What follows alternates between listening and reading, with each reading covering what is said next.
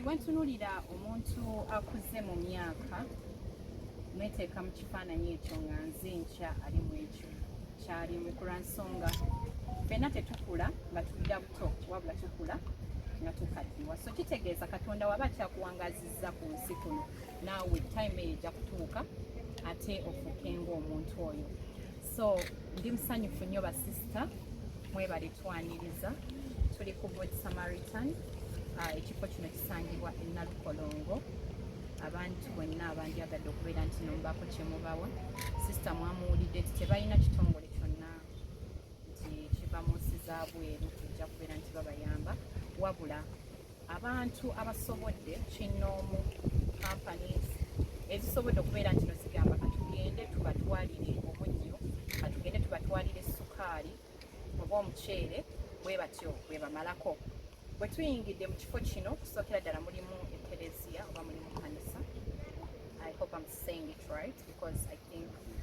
kereziya mulimu kereziya naye mulimu wards oba mulimu ekifo mwe batereka oba mwe basuuza abakadde kineneko kitegeeza nti bangi beetaaga obweru bali mu bwetaavu beetaaga okuddukirira bwe nali ngenda okuweza emyaka 3 empezezza olunaku olwalwaleero nze muntu atatera nnyo okujajamya myaka gyange ndiwa ekitiibwa naye ntera nnyo okulaba abantu bangi nga bakuza amazaalibwa ennaku zino buli omu agenda n'akola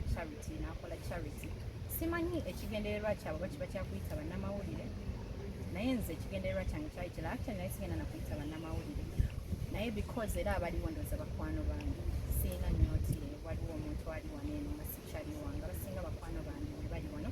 ate because ndowooza buli kyentera okukola bandyagadde bakibeere kato so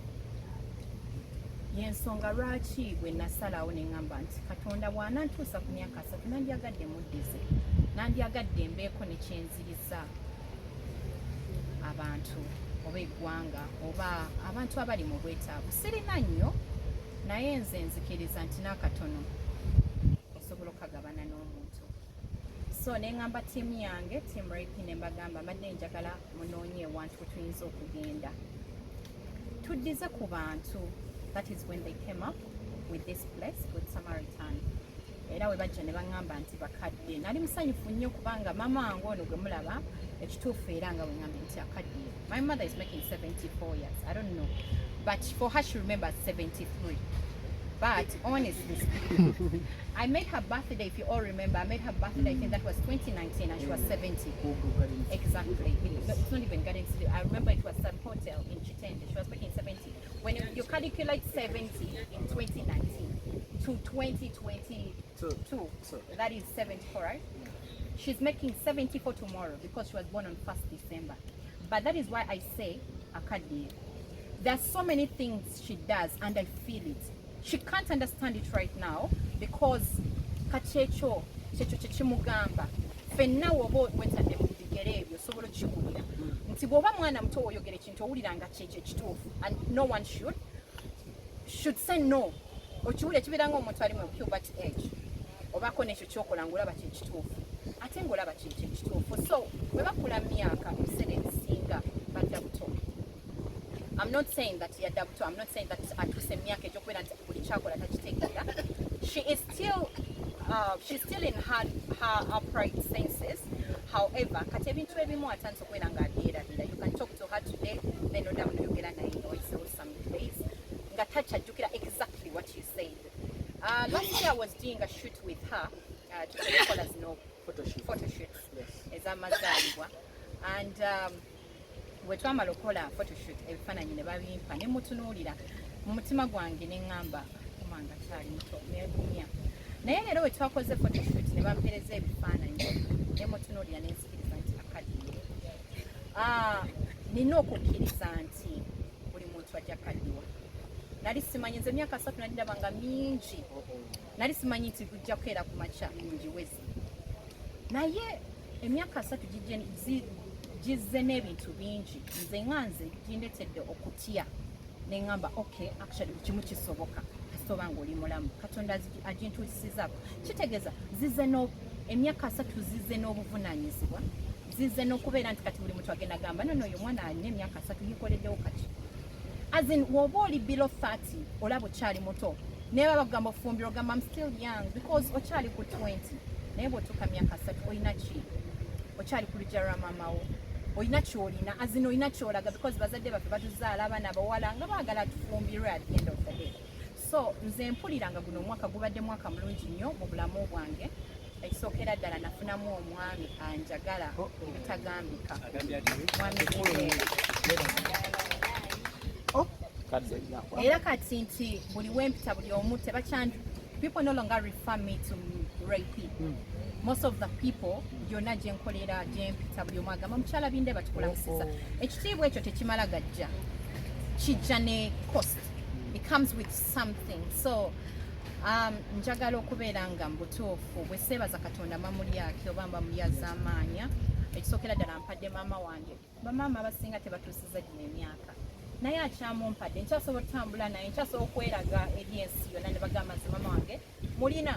abantu bangi nnyo bagamba naye rape yagala maama we njagala ani ye yanzaala yambeereddewo yantegeera ebiseera ebisinga bimwogerako mba njagala kukaaba ku lwansonga kinnuma okumulaba nga akaddiwa I would want her nandyagadde omulaba nga asigala muto I don't know how that feels to the rest of the people but I would want to see her more years naye buli omwaka ogukeera ku makya ngamba Katonda amukendeeza jjukira buli tukula Katonda atukendeeza ku bulamu bwe tulina ku nsi kuno so as you celebrate your birthday that you are growing yes you also need to remember that okendeezezza ku myaka gy'omala ku nsi kuno naye mwebaza nti amumpadde nempulira nga ndi satisfied ku bintu byonna bye mukoledde okumulaba nti musanyufu bakadde bangi ku myaka gino eno osanga baba tebakyesobola omulaba akaddiye nnyo nnyo manyi n'endabirira naye kaddiye nnyo omuntu eyandibadde nga wa myaka 7 omulaba kalinga emyaka 9 lwaki maybe endabirira talina bantu banyumya nabo talina banne naye maama wange mwebaza okusookera ddala okuntegeera antegedde nanjagala even when the world I remember when the world was against me I used to talk to her and she said even when the world is against you I will be with you so maama yekka yasobola okutegeera ekyo ekintu nti ensi yonna bwekwegaana ye tajja kwegaana oba oli mubbi oba oli ki era bagamba nti omwana omubi avumaganya nnyina oba azaala ekibi akikola atya akiwongerera they will always cover you up tajja kuva yagamba ekyana kyange kibbi nakyo biki agatte ku bigambo by'abalala yajja kukavaringira so newemba mu nsobi asobola okumpita nanza mu kisenge n'akiŋŋamba ne tasobola kudda mu bantu n'agamba mwana wange kino mwana wange kiri tasobola so nasazeewo nkuze amazaalibwa gange n'abakadde kubanga maama wange bwe bagamba abakadde naye asituka essaawa za kakati so nayagadde ajja alabe ku bakadde banne alabe bwe kibulikika alabe bwe agume okitegera omanyi olumu olaba munno oguma nogamba kitatu sirinzekka gye tuli tukola ki kiwera